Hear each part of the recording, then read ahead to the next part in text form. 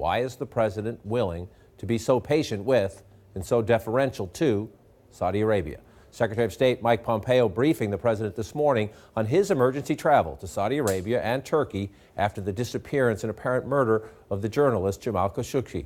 Secretary Pompeo emerged from the West Wing, told reporters it is critical, in his view, to remember the U.S.-Saudi relationship dates back nearly 90 years, and the Secretary Pompeo saying the royal family needs more time to investigate. They also assured me that they will conduct a complete, thorough investigation of all of the facts surrounding Mr. Khashoggi, and that they will do so in a timely fashion.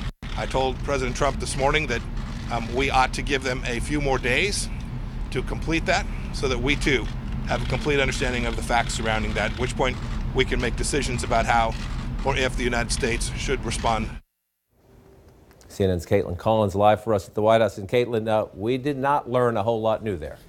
No, we didn't. The only thing new was that he encouraged President Trump to give them a few more days to keep investigating. Now, it's been 16 days since he entered the Saudi consulate and did not leave. Now, you would think that's enough time for them to investigate, but the Secretary of State says there he believes they need a little bit more time, and then we are going to get the answers. But he was asked, how do you trust the Saudis to essentially investigate themselves here, since they're the ones accused of masterminding the murder of this reporter? Now, he essentially did not answer, but said that he believes all the facts will come out, and that he's going to let President Trump have a few more days here and let the Saudis have a few more days before President Trump makes any decision. So not a whole lot of clarity. But President Trump, we didn't hear from him in person, only Pompeo there at the microphone, but he did tweet saying that he met with Pompeo this morning. He said they discussed what has been going on in great detail, including the Secretary of State's meeting with the Crown Prince. He says that he's going to wait for the results of the investigation being done by the Saudis and the Turks, and just gave a news conference to that effect. Now, that wasn't quite a news conference, John, because, of course, Pompeo spoke for about 3 minutes and only took 2 questions,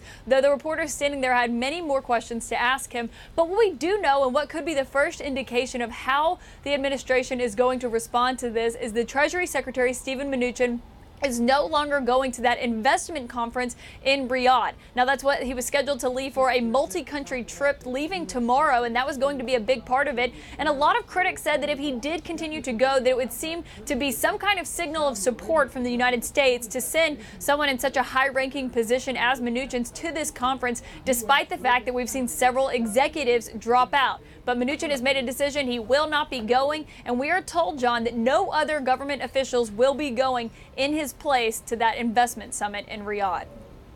Caitlin Collins live at the White House. Caitlin, appreciate the breaking news from there. With me in studio to share their reporting and their insights, Julie Pace with the Associated Press, Sahil Kapoor with Bloomberg, SiriusXM's Olivier Knox, and Politico's Alana Shore.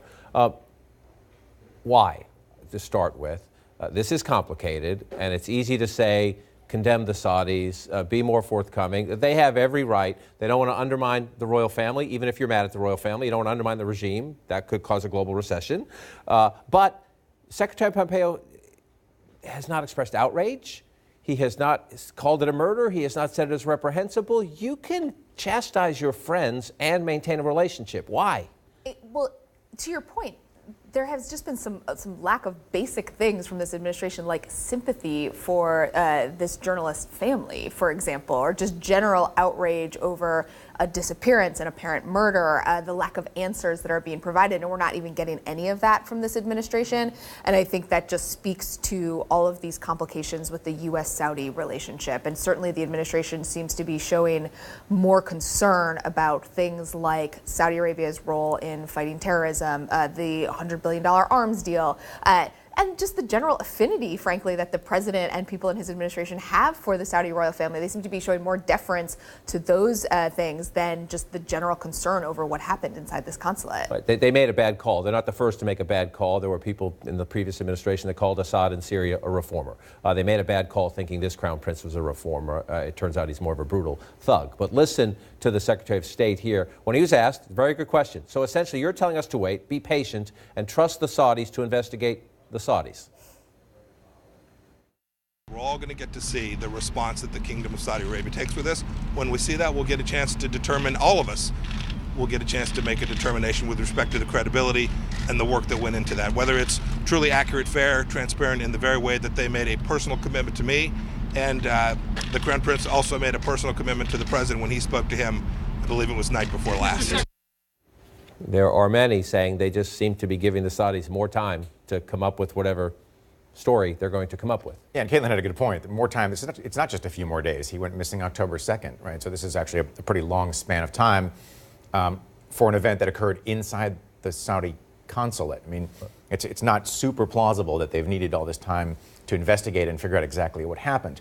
But to another point that Julie made, you know, this president speaks very warmly about people like the leader of the Philippines, Duterte, despite extrajudicial killings. He speaks very warmly about Vladimir Putin, even though Putin's credibly been accused of ordering the deployment of a nerve agent to try to assassinate a Russian national on British soil. He speaks very warmly about these. He speaks more warmly about those folks than he does about, say, Justin Trudeau of Canada. It's just sort of built into their mindset here. And when you talk to them, they'll say, well, we're advancing American interests. This is a sort of a no friends, no enemies, only interests, old foreign policy quote. And they read Saudi Arabia the same way. Its role in countering Iran in the region, obviously the oil impact, and so that's how they're processing a lot of this. Yeah, this is where you wonder if this is just a logical conclusion of President Trump's very hawkish Jacksonian foreign policy. It's very transactional. In this case, it's arms sales, it's military, economic cooperation. It doesn't consider values, whether it's democracy promotion abroad or human rights. It rejects international institutions that are there to bolster those provisions. So this is testing the limits of President Trump's America First foreign policy. It sounds like a great slogan, but it also means, perhaps in this administration's view, that they can overlook even awful things like this if it's about money coming in or financial transactional relationships. What it's also testing, and it's important we don't forget this, is Congress's will to push back at this president. The last time a Saudi arms deal came up for a vote in the Senate, it only lost by 4 votes. And it's easy to see, Republicans and Democrats have told me this. An arms sale coming up today, it doesn't go through. And the administration knows that, which is why the timing here is pretty fortuitous that Congress is out of session. And the president views this as a sign of strength, that he's able to have these personal relationships, that he's able to be different from other presidents. If you look at the cover of The Week magazine, this is what is being talked about, not only in the Congress, but around the world, seeing no evil, essentially. And this is Mr. Khashoggi's picture is in the orb there. If you remember the president's first trip to Saudi Arabia, there was the orb, the smiling crown prince. Again, I come back to the question, we have seen this in other relationships. There is a way to chastise a friend, to hold them accountable, and to still maintain the relationship when it comes to dealing with Iran. That's how you maintain the relationship, right? I mean, Donald Trump's not the first president to do this. The United States has overlooked an awful lot of stuff that Saudi Arabia has done for the last 20 years. He's not the first to do this, but that is how you normally do this. The way you get that arms deal agreed to is you talk tough about the disappearance of a journalist and probable murder of a journalist. That's how you grease those skids.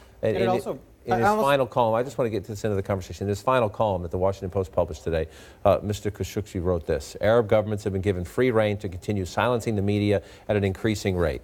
These actions no longer carry the consequence of a backlash from the international community. Instead, these actions may trigger condemnation, quickly followed by silence. The Arab world is facing its own version of an Iron Curtain, which is, in A, prescient, sadly prescient, and B, normally the moment where you would expect an American president to stand up and say, this cannot happen. We haven't heard that. Right, and I think part of the hesitation may be that they're not ready to admit error. In other words, this administration has made a big bet on Mohammed bin Salman as a reformer in the Middle East, and I think starting to acknowledge that the evidence that seems to be piling up that they were complicit. Lindsey Graham says, an ally of the president said it wouldn't have happened without Mohammed bin Salman's order. Bob Corker in the Senate, chairman of the Foreign Relations Committee, is not happy right now. He's saying the administration is clamping down on sharing intelligence with senators right now, which is a remarkable thing for him to say. I'm just not even sure how much we're going to hear.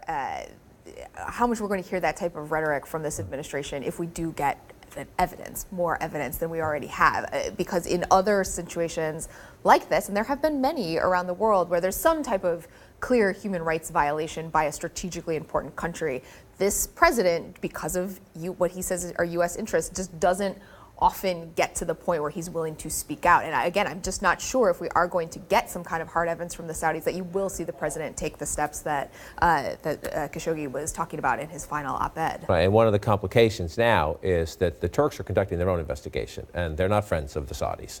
And so the Secretary Pompeo said, we'll see these 2 investigations, and we'll see if they're credible. Well, one of the issues is going to be, do they match up at all, or do the Turks wait for the Saudis to put something out and then undermine it, as they have through selective leaks in recent days? Or do the Turks get whatever it is that they want to get out of this? I mean, remember, on Monday, the Turkish leader Erdogan comes out and says only Turkey can lead the Islamic world. Okay, we talk about the Saudi-Iran rivalry. There's an interesting other one right now, which is Erdogan and against Saudi Arabia.